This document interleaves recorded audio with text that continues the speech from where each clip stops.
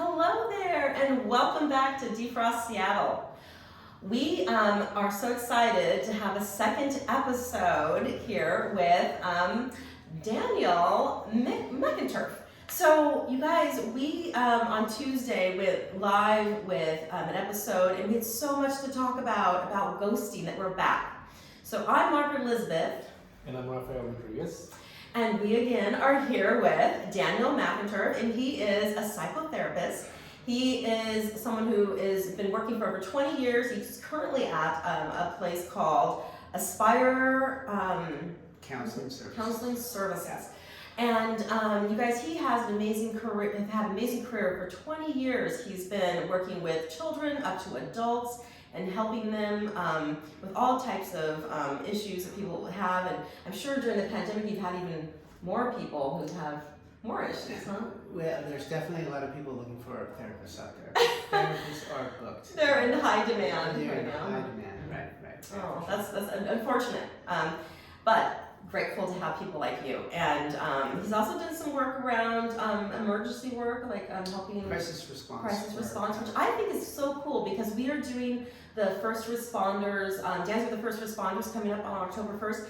And one of our nonprofit that we partnered with is the people that actually give support to the first responders. And a lot of people don't think about, all these people who have trauma is trauma. It doesn't care who you are. Yeah, right.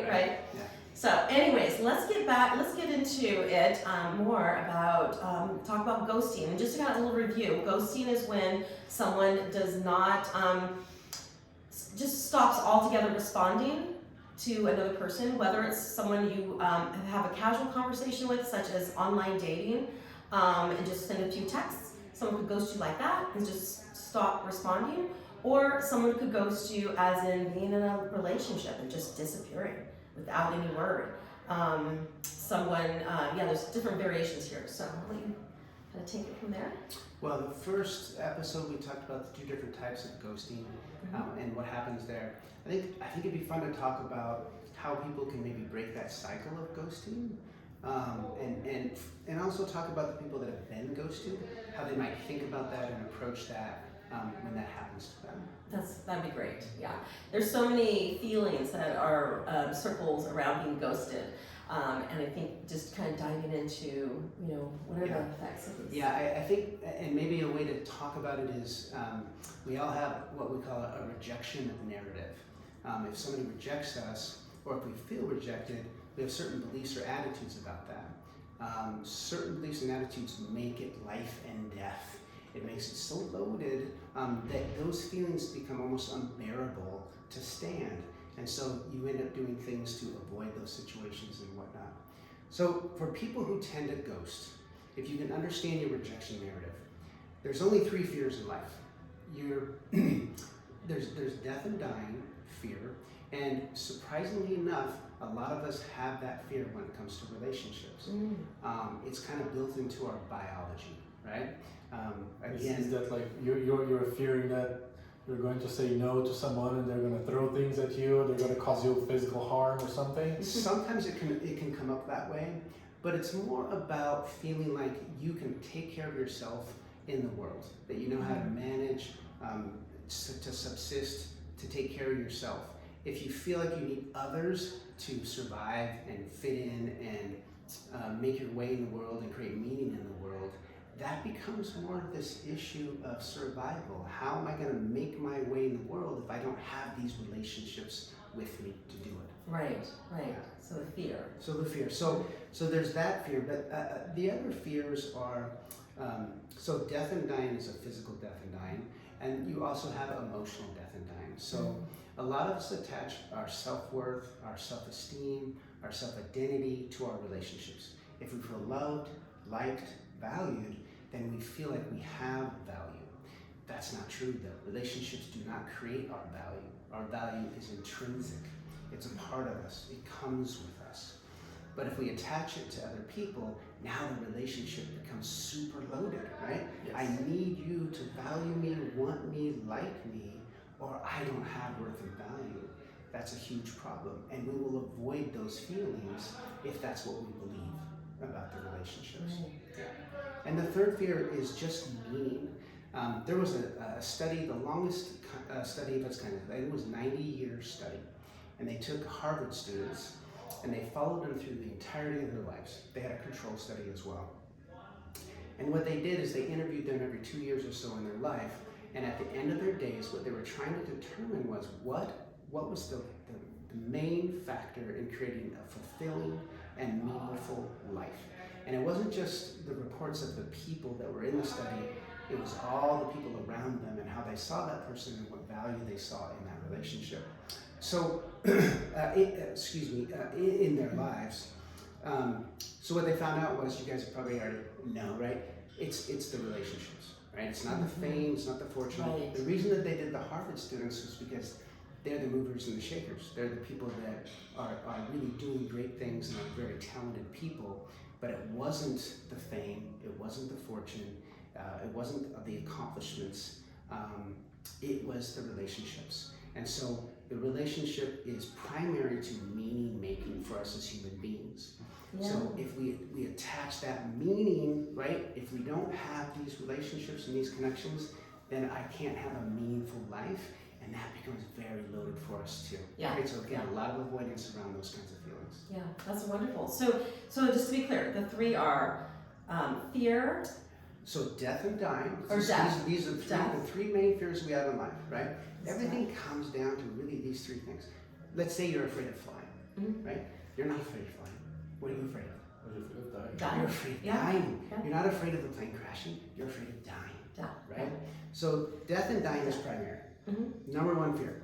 Death is number one. And then you said number two, fear I call it is emotional death and dying. emotional death. And what I mean by that is You're gonna lose self-worth, loss. value, your own personal worth and value in the world, right? So if you want me, if you like me, if you value me, now I feel like I have value, I have worth, and I feel okay about myself. I feel good about myself. Right. But it can go the other way, right? Let's say you attach that to the relationship and suddenly this person ghosts you. Right. Now what does that mean? You feel worthless. Yeah. There Yeah. you go. Yeah. Your self-worth, your self-value goes Yeah. down. That's a And then the huge fear. third one was So meaning. me. Just meaning making in general. Yeah. Let's say I drink a bunch of wine and I drive home and I hit somebody and now I'm in jail for 20 years for manslaughter. My meaning, my ability to create meaning in my life has been taken away, right? So we have a basic fear about that as well. Yeah, I think that's fascinating. I think that's wonderful. And it comes up in to, all kinds of ways. to have that understanding, to get that understanding, that clarity of, what is it that's creating fear in us?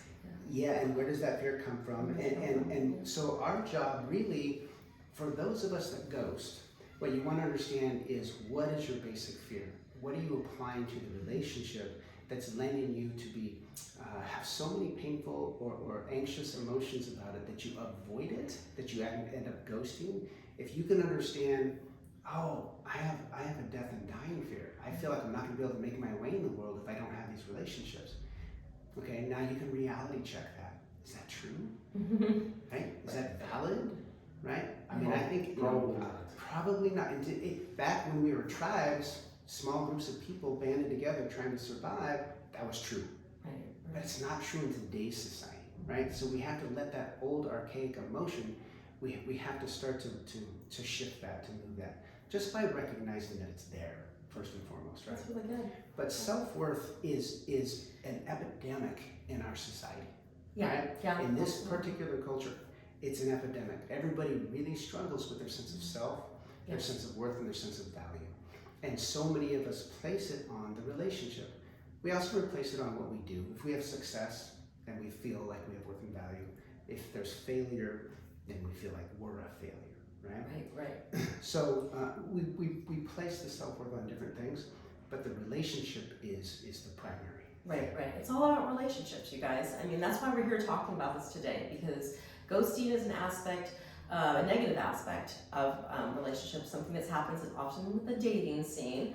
But it's, it has happened in other formats as well. So, for example, I had a boss when I was really young. I was working at a beauty salon, and when she was talking to a group of us, she all of a sudden would get an idea of something she has to do, and we'd be in the middle of a conversation, and she just upped and turned away. So it was almost like a real, in real life example of ghosting. She sort of just ghosted our group, and we weren't really finished. So that's an example too of how you could maybe just avoidance, just. So how did you take that? We just kind of all laughed and looked at each other and said, "Oh, end of conversation."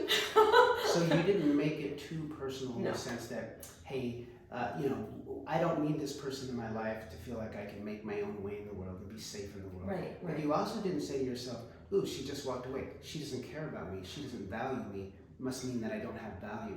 You didn't take it that way. I think that there's a little bit, to be honest, there was a little bit of feelings Yeah. that she, as our manager, didn't value us because she didn't excuse herself. And it was more, for me, it's like manners, which I think this is a good topic too. I mean, when someone is polite, then you're okay. If you can just say, hey, if she used her words and said, oh, I just remembered something I have to do, I'll be back, then we would have been all okay with it. But it was more that there was a lack of respect for us as employees, that we wouldn't know what happened. Mm-hmm. And that's the same thing with ghosting. You don't know what happened. I think it's the confusion. It's the total confusion of what's happening. So another example is I was recently ghosted. So I'm going to share my ghosting story with you guys. I had met with a person on a date, and we went out on a date, and we had a nice conversation. And then we talked about that we would get together again. And we said, great. So we set a time for 6:30. So this was a couple days down the road. So we continued to text and back and forth and talking about the time we were going to get together.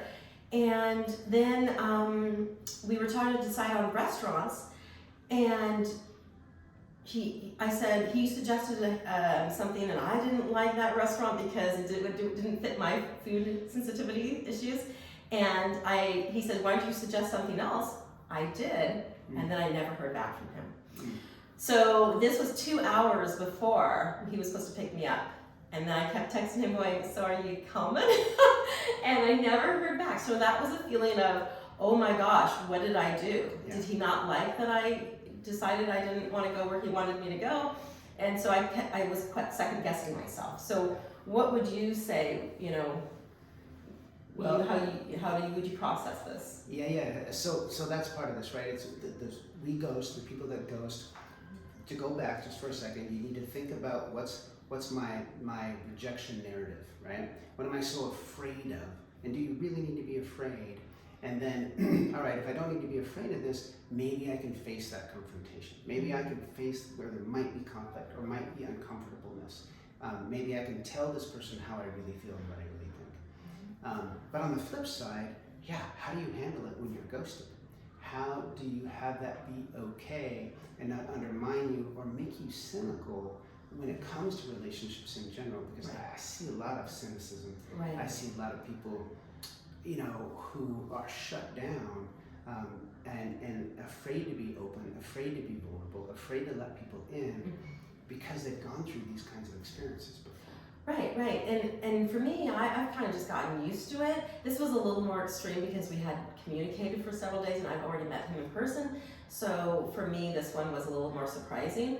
But I always think of, thank you for letting me know that you're not my person. That's typically what my response is, because I wouldn't want to be with someone who would ghost somebody. Yeah. He's telling me that he's not interested in me and my person is really interested in me. So I just kind of think, thank you for letting me know sooner than later. That's a great approach. I mean, that's lovely, right? It is information, right? Information that you need to have and you need to know. It might not tell the whole story, and you might not understand completely what exactly it is or what happened, but you know that, hey, if it doesn't work for this person, again, it doesn't work for me. Right. Good to know, move on, try something new, try somebody else. Yeah. Good for you. Thank you. And maybe the way that I would frame that is, you can't take it personal, right? Yeah. This ghosting thing, Right. you just can't take it personal. It's about the other person Right. and their own fears and concerns, or as related more to transactional people, it's more about what they're trying to get from the relationship, right? So it's not about you. Right. So Danny, can you give an example of what would be a more healthier example of how this man could have handled the situation? Just in terms of It's what safe you this might would be- say. Yeah. What I'm might be curious said? though, first of all, do you have an idea of what might have happened? I think that he wanted to go to he was really excited about going to this hamburger place, and I didn't really want to go there. So I think that he just wanted me to do what he wanted me to do, and I think he probably didn't go pick me up, and he went to that hamburger place by himself. The restaurant was a deal breaker. I think it was a restaurant. It was I a don't deal know. breaker. But that's you never right? know. You don't know, but that could have been it. It could have The been thing that might work for him might be something very little. Mm-hmm. It could be somebody who has blonde hair versus brunette hair. Mm-hmm. It might be somebody who Right. talks with an accent. The thing that a person falls in love with and connects with is a myriad of possibilities. Right. And just because we might not exhibit that particular thing that that person connects with, like the kind of restaurant you like, Mm-hmm. doesn't mean that you're wrong, you're not good enough, you're bad, you're unlovable. It doesn't mean those things. Right. So you can't take it personally. You have to understand that it's a statement about the other person and what works for them or doesn't work for them, and then you let that go and you move on. So what would you give? What script would you give people to say good instead question. of For those of disappearing? us that are avoiders and don't want to face that conversation. Yeah, but what would be a healthy way for this man to have handled that? What you want to do is you want to frame it in terms of feelings. You don't control feelings, not in the moment. So you don't have to justify them. You can't argue feelings. What you do not want to do is say, that restaurant choice sucks and I can't be with somebody who likes that, I'm out. Yeah, right? that would not be nice. You know what, your breath was just a little off to me and I just can't.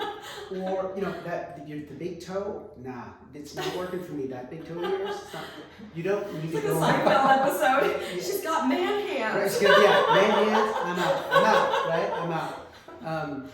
Do not go in and be critical of this other person. What you like is about you. It's not good or bad, and it's not right or wrong. And so don't be judgmental about this other person, and you don't need to have that conversation about what you prefer or don't prefer necessarily. Right. So being able to simply say, hey, listen, I enjoyed my time with you. Unfortunately, I'm not having the kind of feelings that I might need. Romantic feelings. Right. I'm not having the romantic feelings show up for me at this point. Sucks, I wish they were, but you know what? I appreciate the chance to get to know you. I wish you the best. Mm-hmm. I hope you find what you're looking for. Yep. Take care. Yeah. So you just frame it in terms of, this is how I feel. You can't argue it. That's You perfect. don't need to make excuses for it. You don't need to explain it. Do not try to explain why you feel how you feel. You don't have to. Right. It's simply how you I feel. think that's really good. Like one person just said to me, like, I don't, for whatever reason, I'm not feeling it. And I thought, oh, that's actually a really good way to say it, because sometimes you just can't, some people don't have the skills that Daniel has to psychoanalyze themselves to really understand. They just know that it's just not there. And if you're not feeling, you're not feeling. Right? Yeah, absolutely. And if it doesn't work for them, then it's not right for you. Right. That's a really good point. How about you? Have you ever been ghosted? Yeah, but mostly on online dating. Yeah. I think it's you exchange a few messages with someone, and then the conversation dies, and the person never responds again, and we never know what. But they're like, we don't really take that much personally, because like you don't have like a relationship with that person yet. So it's like it's very in the beginning. So and you are always like in contact with a large number of people there. So it's not like you will have invested much of your time and effort. Right. But why? How It's to handle that? Still? It's still bad form though, right? It is. Yeah. I mean, we have this technology, and we live in a situation where we can have, well, in some ways we don't have anonymity because there's cameras everywhere, but in other ways we have total anonymity. Take dating sites, right? You get a curated version of somebody who tells you what they want you to see and how they want you to think about them with a few pictures. But you don't know this person. You don't meet them in real life, so you don't get to see how they interact with people. Right. You don't get to see, how they are ethically, morally, relationally, what they like, what they do, what they get excited about, their level of excitement. Are they depressed? You don't get to have a feel for any of that. So it creates this situation where there's so much anonymity when it comes to our technology and how we meet people now, that like you're saying, it's so easy to just cut it off and walk away. Right. And you're kind of hiding behind the screen. Absolutely. You know, people say all kinds of things on social media that they would never think to say to someone live. And just like with ghosting, most people would never think about just stopping a conversation, turning around and walking away. But yet they will do it a lot. Now, I don't know about if women do it as much. I kind of have this feeling that men are doing it more, because I get ghosted about 50% of the time. I mean, it's pretty high. Like, there's a lot of guys that just, and I just think they're very distracted. Okay, I think so there's a lot. So that's a whole nother conversation. I think like you probably never like experienced like online dating as a man. I would say that like 90 to 95% of interactions don't go anywhere, and so But are they ghosted or just?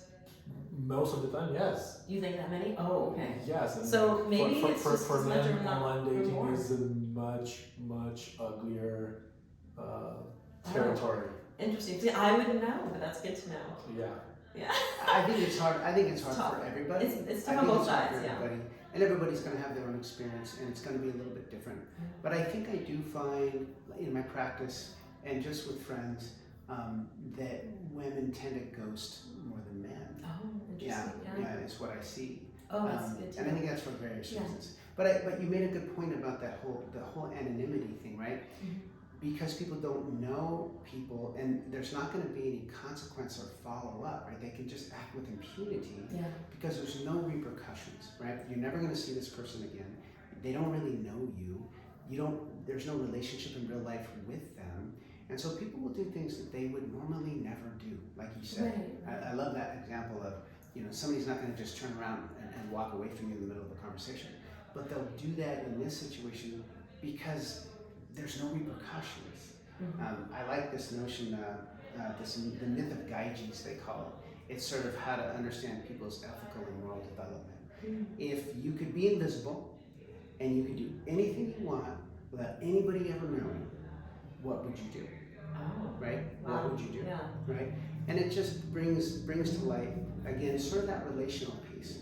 How much care, how much empathy, how much compassion, what kind of ethical and moral compass do you carry that guides you in your life and in your actions?